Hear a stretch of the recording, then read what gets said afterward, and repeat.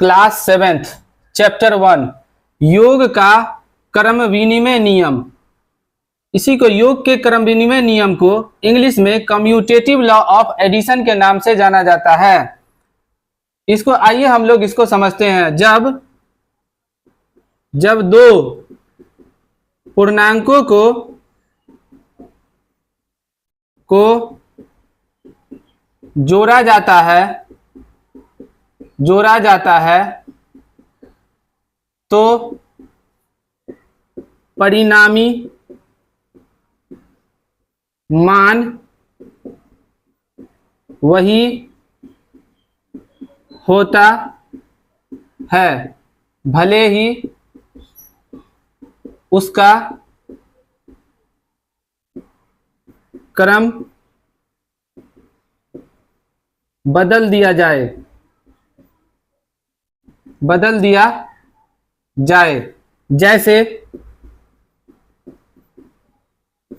जैसे हम लिखते हैं 3 + 4, तो 3 + 4 कितना होगा 7।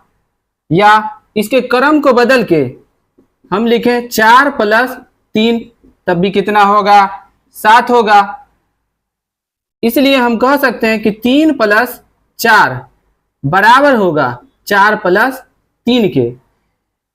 वही यहां लिखे हैं कि यदि दो पूर्णांकों को जोड़ा जाए तो परिणामी मान वही होता है, भले ही उसका क्रम बदल दिया जाए।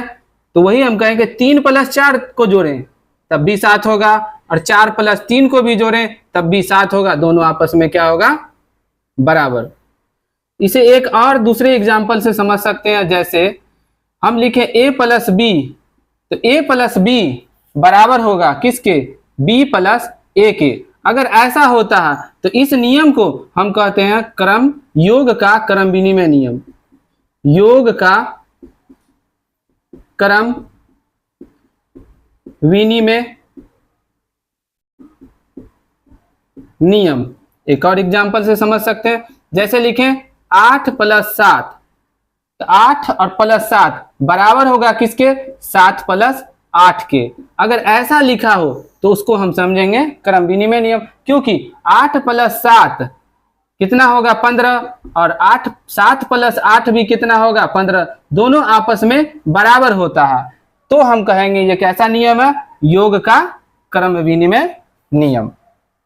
अब योग का क्रम विनिमय नियम समझने के बाद हम लोग गुणा का क्रम विनिमय नियम समझेंगे।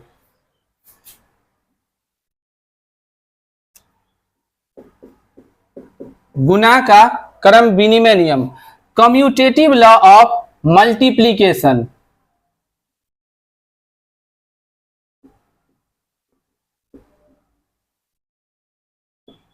Commutative law of multiplication.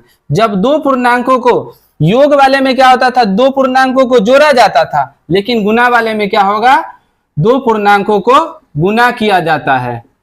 जब दो पूर्णांकों को गुणा किया जाता है तो परिणामी मान वही होता है, भले ही उसका क्रम बदल दिया जाए। जैसे एग्जाम्पल के तौर पर हम समझने की कोशिश करेंगे कि जैसे 3 × 4 = 12, या हम लोग लिखे 4 × 3 तब भी कितना होगा 12। तब हम ऐसा कहेंगे कि ये दोनों 3 × 4 बराबर होगा किसके 4 × 3 के। तो इसे हम कहेंगे क्या कि ये योग गुणा का क्या है, क्रम विनिमय नियम। गुणा का क्रम विनिमय नियम। जैसे लिखा हो a × b, या लिखा हो क्रम बदल दिया जाए, इसका क्रम बदल दिया जाए, लिख दिया जाए b × a, तो हम इसको क्या कहेंगे, गुणा का क्रम विनिमय नियम। जब जोड़ का चिन्ह होता है ना तो हम कहते हैं योग का क्रम विनिमय नियम, लेकिन जब गुणा का चिन्ह होता है तब हम कहते हैं गुणा का क्रम विनिमय नियम। जैसे लिखा गया 10 × 15, और इसके क्रम को हम बदल के लिख दें उस साइड 15 × 10, तब हम इसको क्या कहेंगे, गुना का क्रम विनिमय नियम। लेकिन योग के क्रम विनिमय नियम में क्या होता था कि हम जोड़ का साइन देते थे। 5 + 4 बराबर होता था 4 + 5 के।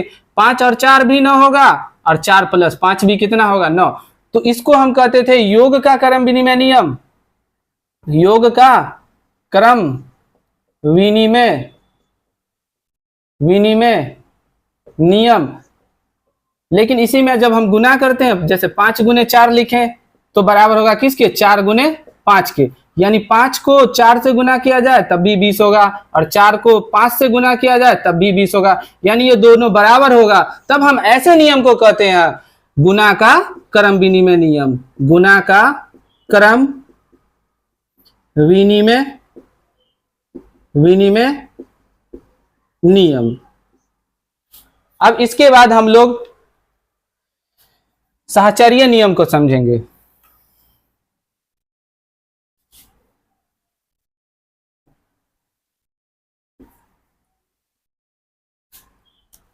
योग का साहचर्य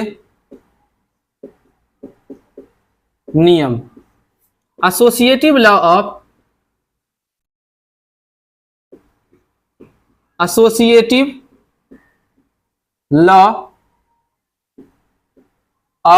एडिशन।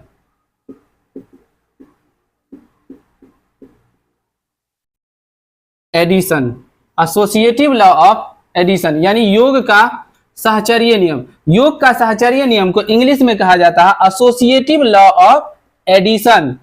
योग का मतलब हो गया एडिशन, साहचर्य का मतलब होगा एसोसिएटिव और नियम का मतलब हो गया लॉ।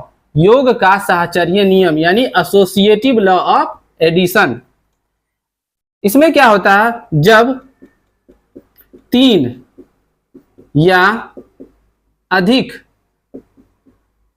पूर्णांकों को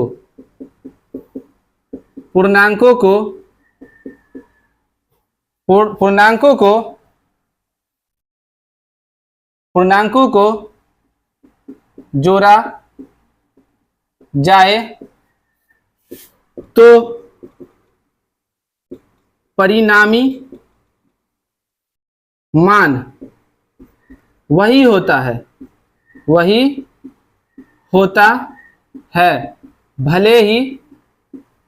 भले ही समूह बदल दिया जाए। जैसे उदाहरण के तौर पर हम समझेंगे, जैसे हम 3 नंबर को जोड़ते हैं, 3 + 4 + 5।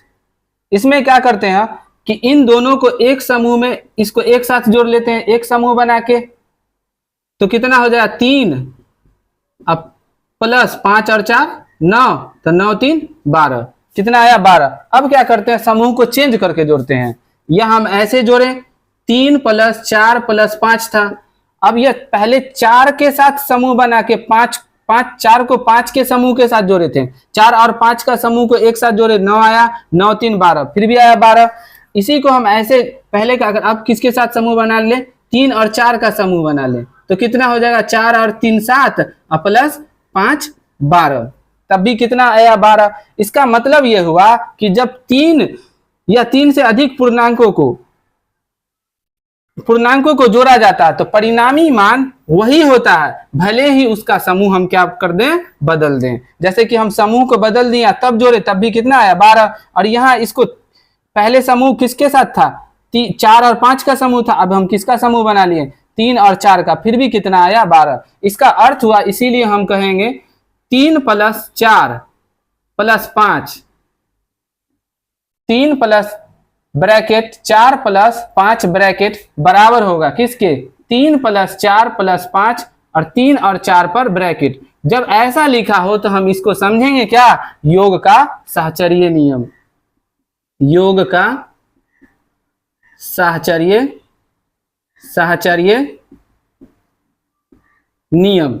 जैसे फिर एक, जैसे लिखा हो a + b + c और b + c का समूह को एक साथ जोड़ा जाए, या इस साइड ए प्लस बी प्लस सी लिखा हुआ और बी और सी के समूह को एक साथ जोड़ा जाए, जब ऐसा लिखा हो ना तब हम समझेंगे क्या उसे, योग का सहचर्य नियम। इसी प्रकार से जैसे योग का सहचर्य नियम होता है उसी प्रकार से गुणा का भी सहचर्य नियम होता है। जैसे गुणा का सहचर्य नियम, एसोसिएटिव लॉ ऑफ मल्टीप्लिकेशन,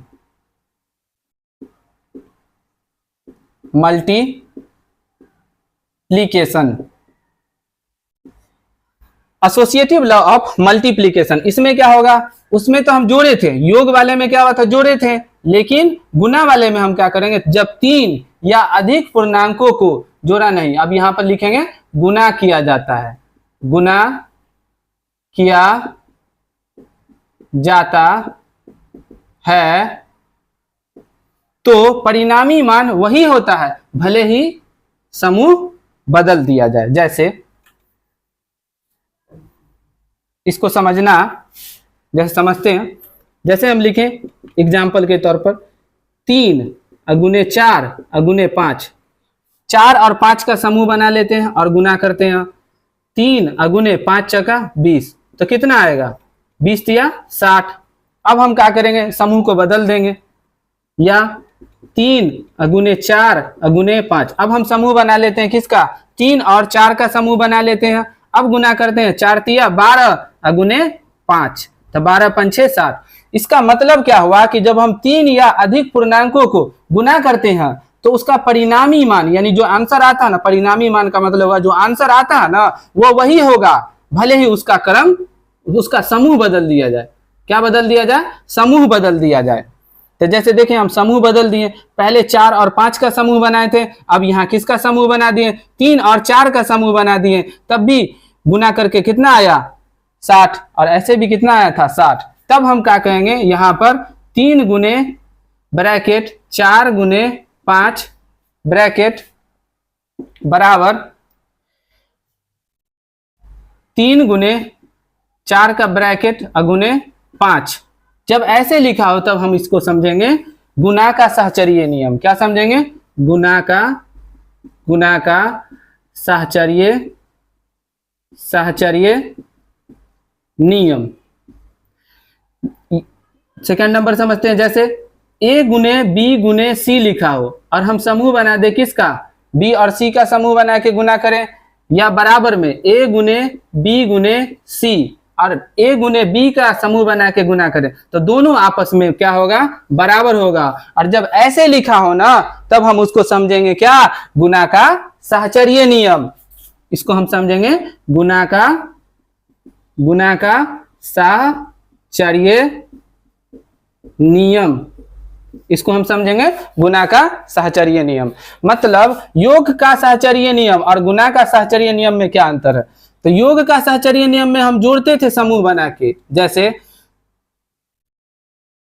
4 और 5 का समूह बना लिया इस साइड, और इस साइड 3 प्लस 4 प्लस 5, इसमें 3 और 4 का समूह बना लिए और दोनों को जोड़ेंगे ना तो दोनों आपस में बराबर होगा, तब हम कहेंगे क्या कि वह योग का सहचर्य नियम है। जैसे 3 प्लस 5 4 9 और बराबर 4 3 7 और प्लस 5 9 3 12 बराबर 12। तब हम कहते हैं कि ये जो लिखा हुआ ना ये किसके नियम को फॉलो करता है, तो योग के सहचर्य नियम को, योग का सहचर्य नियम को क्या करता, फॉलो करता। इसी में अगर हम गुना का चिन्ह दे दें, जैसे 3 गुने 4 गुने 5 और बराबर में 3 गुने 4 गुने 5, और इसका समूह 4 और 5 का समूह बना के गुना करें, और इस साइड क्या करें 3 और 4 का समूह बना के गुना करें, तो 3 गुने 5 चका 20 हो जाता है और बराबर 4 तिया 12 हो जाता है गुने 5, और 3 गुने 20 तो 60 हो जाता है और बराबर 12 पंचे 60 हो जाता है। तब हम कहेंगे क्या कि ये जो ऐसे लिखा हुआ ना इस प्रकार से, तो ये किसके रूल को फॉलो करता है, तो गुना का सहचर्य नियम को फॉलो करता है। और यहीं पर जब क्रम बदल के लिख दिया जाए 3 प्लस 4 या 4 प्लस 3, तब भी ये दोनों बराबर होता है, 4 3 7 बराबर 4 3 7। तब हम कहते हैं क्या कि ये किसके नियम को फॉलो कर रहा है, तो योग के क्रम विनिमय नियम को फॉलो कर रहा है, योग का क्रम विनिमय विनिमय नियम को फॉलो कर रहा है। इसी में जब योग था तो योग का क्रम विनिमय नियम अगर हम गुना कर दे 3 गुने 4 और बराबर 4 गुने 3 लिख दें तो 4 तिया 12 हो जाएगा और इधर 3 चौका 12 हो जाएगा और 4 तिया भी 12 हो जाएगा। जब ये दोनों आपस में बराबर हो जाए तब हम कहेंगे कि ये कौन से नियम को फॉलो कर रहा है। अब ये जो फॉलो कर रहा है किसके, गुना के क्रम विनिमय नियम को, गुना का क्रम क्रम विनिमय नियम विनिमय नियम। तो अब हम इसमें हम समझ गए, योग का साहचर्य नियम भी समझ गए, गुना का भी साहचर्य नियम समझ गए, योग का भी क्रम विनिमय नियम समझ गए और गुना का भी क्रम विनिमय नियम समझ गए।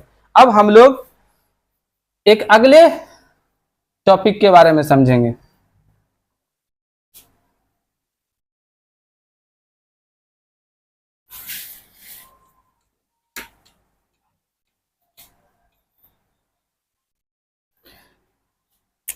अगला है योज्य प्रतिलोम। योज्य प्रतिलोम यानी additive inverse. Additive inverse.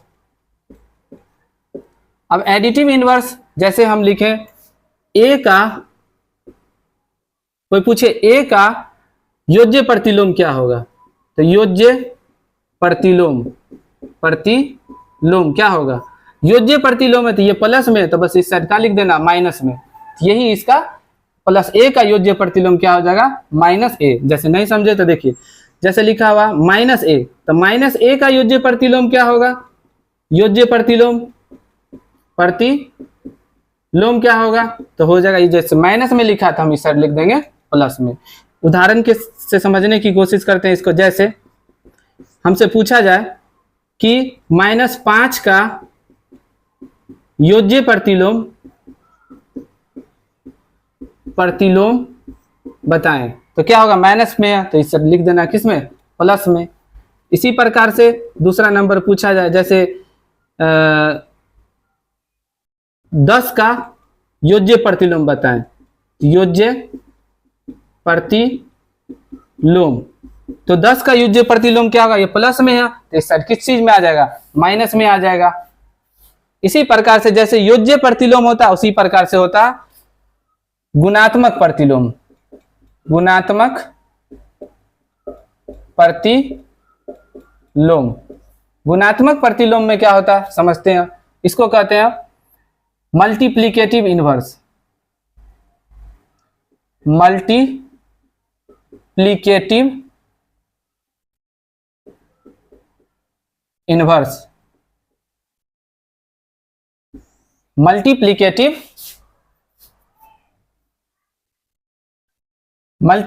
Inverse, इसमें क्या होगा, जैसे हमसे पूछा जाए कि 5 का गुणात्मक प्रतिलोम बताएं, गुणात्मक प्रतिलोम क्या होगा, तो हमको कुछ नहीं करना, इसको पलटा के लिख देना। जैसे इसके नीचे एक छिपा रहता तो हम लिखेंगे 1/5। जैसे लिखा हो, इसमें चिन्ह नहीं बदलना। योज्य प्रतिलोम में हमको चिन्ह बदलना, अगर प्लस में है तो माइनस में लिखना, माइनस में है तो प्लस में लिखना। जैसे लिखा हुआ कि -5 का गुणात्मक प्रतिलोम बताएं, तो इसका गुणात्मक प्रतिलोम क्या होगा, जैसे नीचे में एक छिपा रहता है ना, तो हम इसको लिख देंगे कितना, 1/-5। तो ये हो गया क्या, गुणात्मक प्रतिलोम। तो गुणात्मक प्रतिलोम में चिन्ह नहीं बदलता, प्लस में तो प्लस में रहेगा, लेकिन बस इसको करना क्या, पलटी कर देना। देखो माइनस था तो माइनस है इधर भी, लेकिन बस ये क्या हो जाएगा, पलटी हो जाएगा। बस योज्य प्रतिलोम में करना क्या कि चिन्ह को बदल देना, अगर प्लस है तो माइनस कर देना, माइनस है तो प्लस कर देना। लेकिन गुणात्मक प्रतिलोम में क्या करना, गुणात्मक प्रतिलोम में पलटी कर देना। अब हम लोग इसके बाद अगला समझेंगे,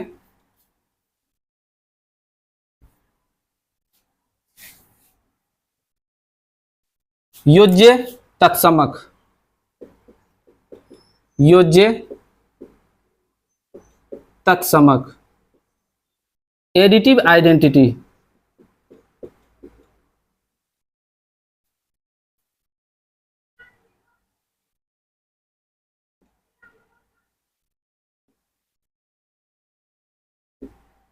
एडिटिव आइडेंटिटी। एडिटिव आइडेंटिटी का क्या होता है, यानी योज्य तत्समक क्या होता है, जब जब दो दो सॉरी योज्य तत्समक क्या होता है, एडिटिव आइडेंटिटी क्या होता है, जब जब किसी जब किसी पूर्णांक में शून्य यानी जीरो को जोड़ा जाता है तो वही पूर्णांक प्राप्त होता है। तब हम जीरो को योज्य तत्समक कहते हैं। योज्य तत्समक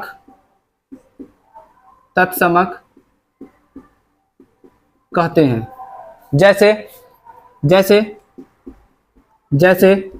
जैसे लिखा 5 एक पूर्णांक, और इसमें अगर जीरो जोड़ दिया जाए तो क्या प्राप्त होगा, 5 ही प्राप्त होगा।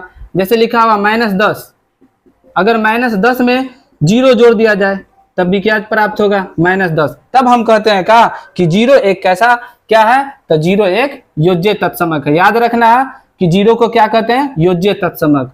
शून्य यानी जीरो यानी शून्य यानी जीरो को योज्य तत्समक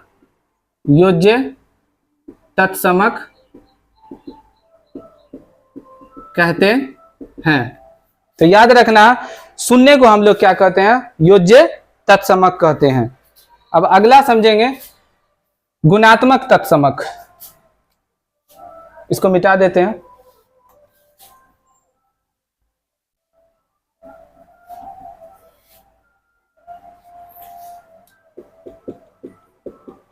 गुणात्मक तत्समक, मल्टीप्लिकेटिव आइडेंटिटी, मल्टीप्लिकेटिव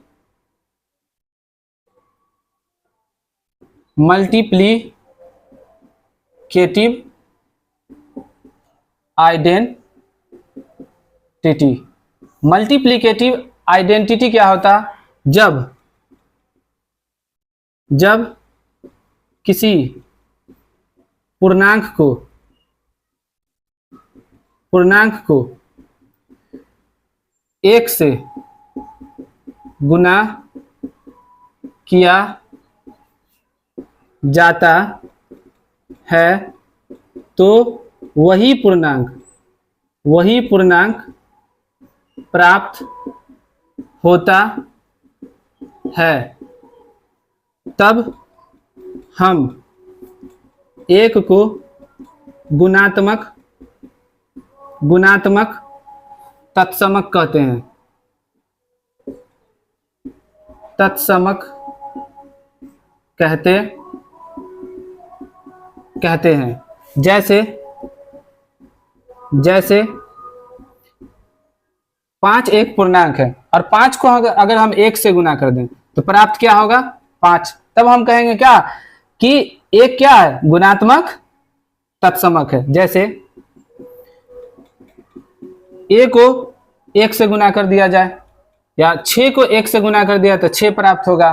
तब हम कहते हैं कि एक को गुणात्मक तत्समक कहा जाता है। तो याद रखना कि एक को क्या कहा जाता है, तो एक को गुणात्मक तत्समक कहा जाता है। आज जो हम पढ़े हैं उसको एक बार रिकॉल कर लेते हैं।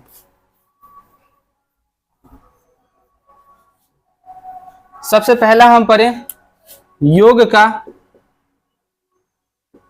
योग का क्रम विनिमय नियम, क्रम विनिमय विनिमय नियम यानी कम्यूटेटिव टेटिव law of addition.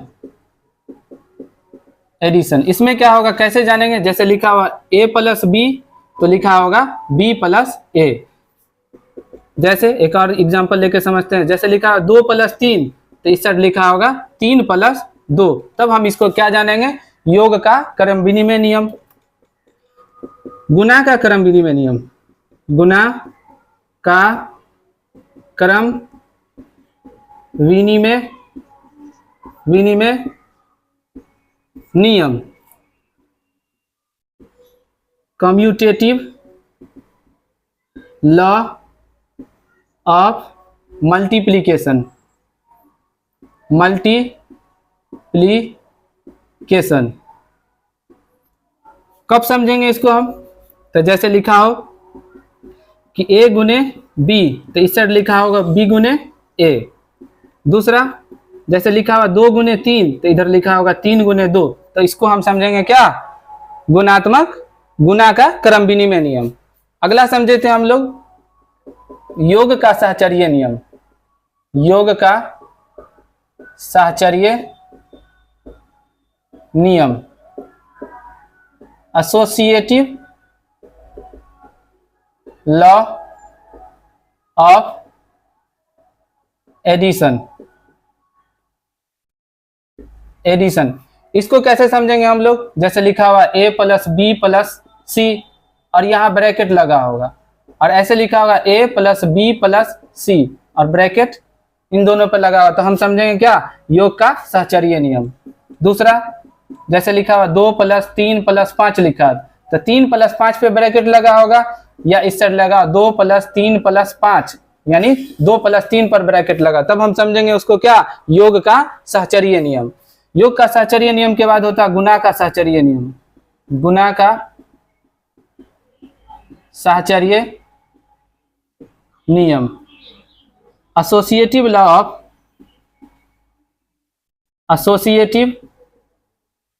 Of multiplication, multiplication.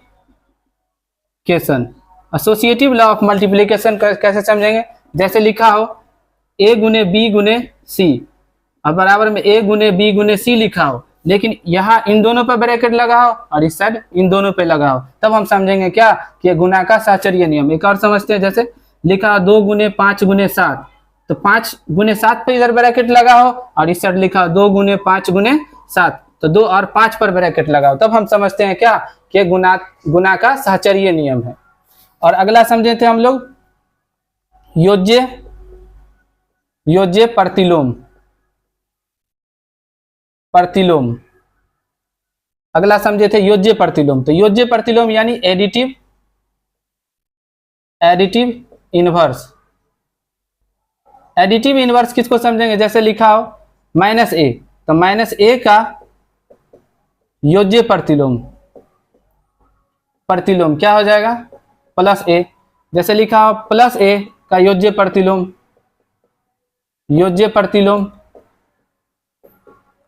तो हम कहेंगे -a।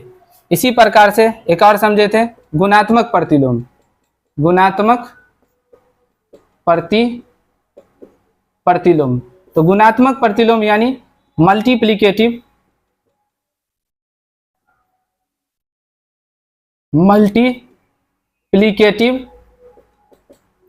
इनवर्स। मल्टीप्लिकेटिव इनवर्स में कैसे? जैसे लिखा हो 5, तो 5 का गुणात्मक प्रतिलोम क्या हो जाएगा? 5 का गुणात्मक प्रतिलोम हो जाएगा 1/5। मतलब इसको पलटी करके लिख देना, इसमें चिन्ह नहीं बदलाता। जैसे लिखा हो -5 का गुणात्मक प्रतिलोम,